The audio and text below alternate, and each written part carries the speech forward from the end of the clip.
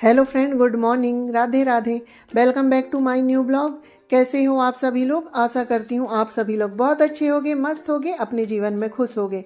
मैं Indian blogger Ranjana Thakur स्वागत करती हूँ आपका अपने यूट्यूब चैनल पर। तो फ्रेंड्स, आज दिन है, डेट है 4 जनवरी और अभी समय हुए हैं, मैंने आपको घड़ी दिखाई थी, यानी कि 11 बजने में 10 मिनट कम है। तो आज मैं अपना ब्लॉग इतने समय से चालू कर रही हूँ, यानी कि 11 बजने में 10 मिनट कम थे, तब से मैं आज अपने वीडियो का स्टार्ट कर रही हूँ। तो जो मेरे मॉर्निंग के काम होते हैं ना, वो हो गए हैं, और जो खाना बनाने का काम होता है तो वो भी हो गया है। तो खाने में मैंने आज आलू की सब्जी बनाई हूँ, और दूध वाले भैया आए थे तो उसको भी बॉईल करने के लिए रख दी हूँ, और साथ ही मैंने चावल भी बना लिए हैं और रोटी भी बन गई है। यानी कि मेरा जो खाना है ना, सभी बन गया है। और बच्चे लोगों की तो अभी छुट्टी चल रही है, तो वो उनकी कोचिंग चल रही है, पर स्कूलों की छुट्टी है, पर कोचिंग लग रही है, तो बच्चे लोग खा के कोचिंग चले गए हैं। तो फ्रेंड्स, आज मैं आप लोगों के साथ शेयर करूँगी कि मैं जो डेली कि 30 मिनट में मैं अपने कैसे रसोई को क्लीन करती हूँ। यानी कि 30 मिनट में डेली यूज़ वाला जो क्लीनिंग होती है, तो हम 30 मिनट में किस तरह से अपने रसोई को क्लीन करते हैं, तो वही मैं आज आप लोगों के साथ शेयर कर रही हूँ। तो इसलिए आज मैंने कोई खाना वगैरह का ब्लॉग नहीं बनाया था। तो आज मैंने खाने में बनाई हूँ आलू की सब्जी, रोटी और चावल। तो सभी लोगों का खाना तो नहीं हुआ है, अभी अम्मा जी मैं रह गई हूँ, बाकी बच्चे लोगों ने खा लिए हैं। और छुट्टी है तो बच्चे लोगों का क्या है कि दिन भर ही चलते रहते हैं। तो फ्रेंड्स, इसके बाद क्या है ना कि जो सामान धुलने के होते हैं तो मैंने उनको सबको सिंक में रख दिए हैं। और इसके बाद फिर मैं आ गई थी इधर सिंक में, क्योंकि सभी सामान मैंने सिंक में रख लिए हैं बर्तन साफ करने वाले।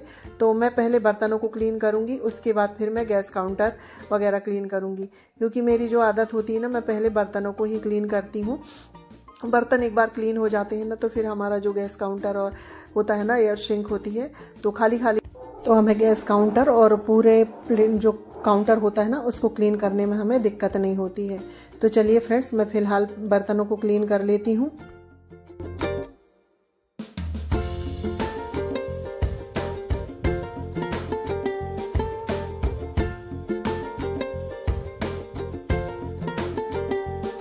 तो देखिए फ्रेंड्स, बर्तन मेरे पूरे मन चुके हैं, तो अब मुझे धुलना है। तो साथ ही मैं ये जो बर्तन का टोकना होता है ना, इसको भी धुलती हूँ।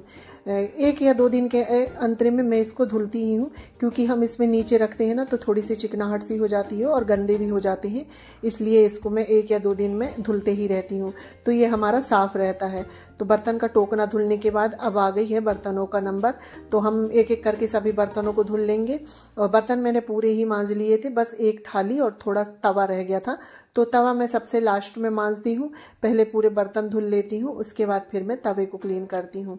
तो देखिए, हमारे बर्तन मन चुके हैं और बर्तन धुल भी गए हैं। बर्तन मांजने में हमें जितना समय लगता है ना, उतना हमें धुलने में नहीं लगता है। और बर्तन साफ करने में सिर्फ मुझे लगे हैं 10 मिनट। तो हमारे 10 मिनट में ना पूरे बर्तनों की क्लीनिंग हो जाती है। तो ऐसे हम अगर काम करते हैं ना, तो हमारे काम आसान हो जाते हैं।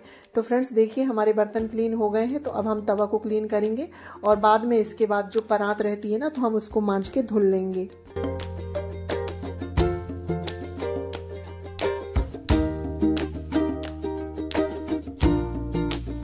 तो फ्रेंड्स देखिए, बर्तन वगैरह सब मेरे धुल गए हैं। तो सिर्फ मुझे 10 मिनट लगा है बर्तन धुलने को।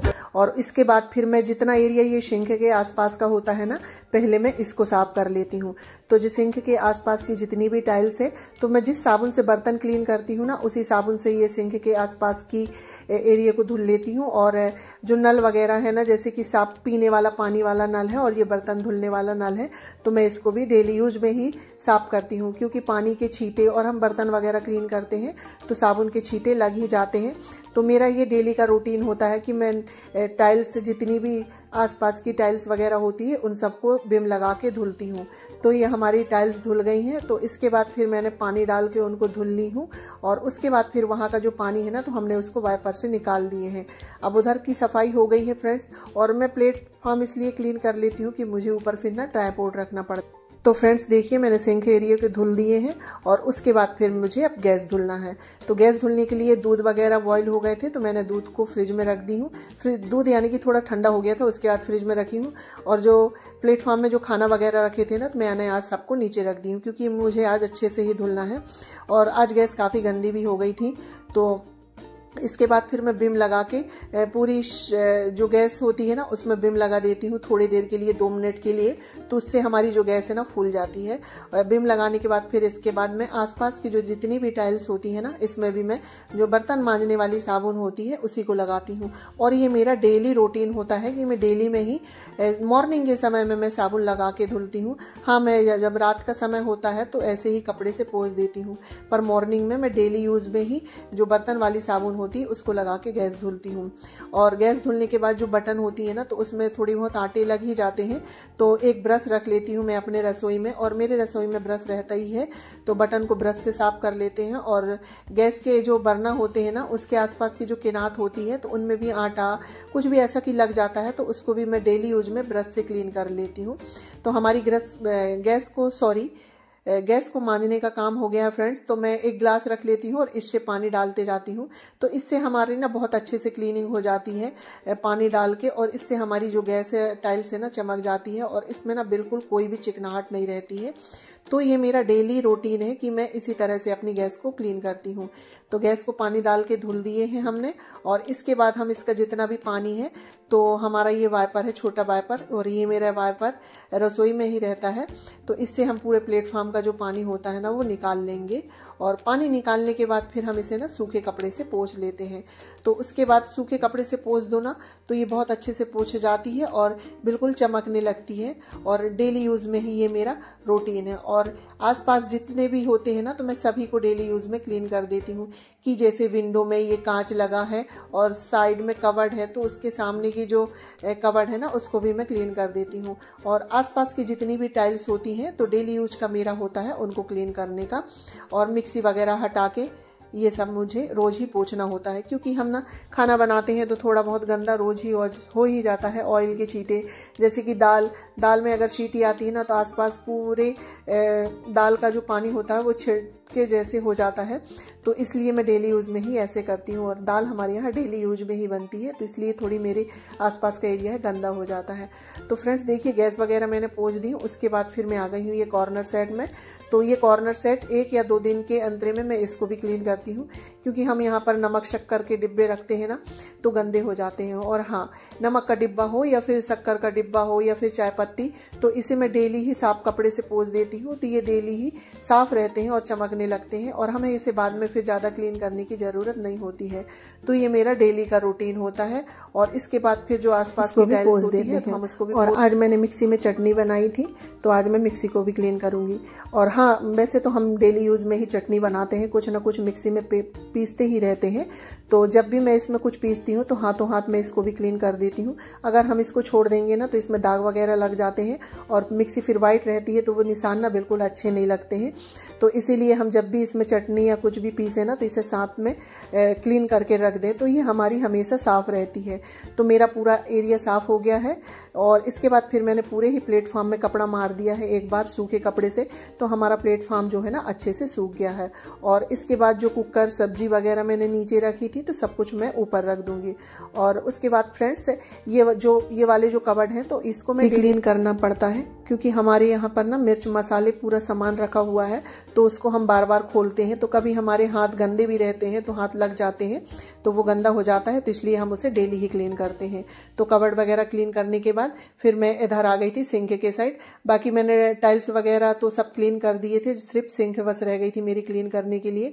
तो अब मैं सिंक को भी अच्छे से क्लीन कर लूंगी। और सिंक को तो हमारी दिन में ये 3 या 4 बार क्लीन हो जाती है, क्योंकि हम सिंक में जितने बार भी बर्तन साफ करते हैं ना उतनी बार ही सिंक को धुल देते हैं। तो सिंक के धुलने के बाद फिर जो बर्तन क्लीन करने वाले स्क्रब वगैरह होते हैं ना तो मैं इनको भी डेली यूज में ही धुल के रखती हूँ। और जितने समय हम अगर बर्तन क्लीन करते हैं तो हम उतने बार ही स्क्रबों को धुल के रखते हैं, नहीं तो इनमें से ना स्मेल आने लगती है। तो फ्रेंड्स देखिए, हमारे स्क्रब वगैरह भी धुल के हो गए हैं। तो मैंने ऐसे 2-3 कपड़े बना के रखे हैं कि किसी में मैं गैस क्लीन करती हूँ और प्लेटफॉर्म, और एक कपड़ा मेरा कवर्ड के लिए होता है। तो हम दोनों कपड़ों को ही जब भी मैं अगर ये सब क्लीन करती हूँ तो मैं डेली यूज में ही ये कपड़े को धुल के डाल देती हूँ, क्योंकि मैं अपने रसोई में निरमा रख लेती हूँ और थोड़ा सा निरमा डाल के डेली यूज में ही इनको धुल दो, तो इनमें जितनी भी चिकनाई होती है ना वो क्लीन हो जाती है। तो ये सब कपड़े धुलने के बाद, और हमारा जो सिंक के आसपास का एरिया है तो हम इसका पूरा पानी निकाल के पोंछ देंगे। और फ्रेंड्स यहाँ पर मैं बर्तन का टोकना रखती हूँ, तो यहाँ पर पानी पानी हो जाता है ना, तो थोड़ी सी चिकनाहट हो जाती है। तो हम इसे डेली यूज़ में हम इसे भी साफ़ करते हैं, क्योंकि चिकनाहट सी हो जाती है तो फिर अच्छा नहीं लगता है। तो हमारा वो एरिया भी साफ़ हो गया है। तो अब हम पूरे प्लेटफॉर्म को पोंछ देंगे और पूरा पानी निकालने के बाद सूखे कपड़े से पोंछ देंगे। तो इससे क्या है, सूखे कपड़े से पोंछ दो ना तो प्लेटफॉर्म में निशान नहीं रहते हैं। और अभी तो हमारे खाने पीने के जो बर्तन होंगे तो और निकलेंगे, तो उनको फिर से क्लीन करना पड़ेगा। और जो सिंक एरिया है ना, तो हमारा दिन में कई बार क्लीन होता है। तो चलिए फ्रेंड्स, सिंक वगैरह क्लीन हो गए थे। तो फ्रेंड्स, अब मैं इधर आ गई हूँ फ्रिज के पास, क्योंकि फ्रिज में ना मैं जितना भी रोज ही समेटती हूँ और इसमें रोज सभी लोग सामान कुछ ना कुछ ला के रख देते हैं। बिल्कुल इसको सामान रखने का एरिया बना लेते हैं। तो मैं डेली यूज़ में ही उसके जो सामान होते हैं ना, जो चीज़ जहाँ की होती है वहाँ सेट कर देती हूँ। और फ्रिज को मैं डेली यूज़ में ही पोंछती हूँ, क्योंकि हमारे ना फ्रिज में 10 बार हाथ लगते हैं, हम हो या बच्चे हों, खुलते ही रहते हैं। तो फ्रिज डेली यूज़ में ही गंदी हो जाती है। तो आसपास तो मैं डेली यूज़ में ही कपड़ा से पोंछ देती हूँ, तो उससे क्या है, हमारी फ्रिज साफ़ रहती है। तो देखिए फ्रेंड्स, हमारी फ्रिज को भी हमने क्लीन कर दिए हैं। अब आती है रसोई में झाड़ू लगाने का नंबर, क्योंकि हम खाना वगैरह कुछ भी बनाते हैं ना, तो गिरता ही है, थोड़ा बहुत कूड़ा हो ही जाता है। तो अब मैं झाड़ू लगा देती हूँ। और फ्रेंड्स, आज मैं पोछा नहीं लगाऊंगी, क्योंकि आज है गुरुवार और मैं गुरुवार के दिन पोछा नहीं लगाती हूँ। हाँ, बहुत ही इमरजेंसी हो जाती है, कि यानी कि बहुत ही ज़रूरी होता है, तभी हम गुरुवार के दिन पोछे लगाने का काम करते हैं, नहीं तो मैं गुरुवार के दिन पोछा नहीं लगाती हूँ। तो चलिए फ्रेंड्स, मैं फ़िलहाल झाड़ू लगा लेती हूँ।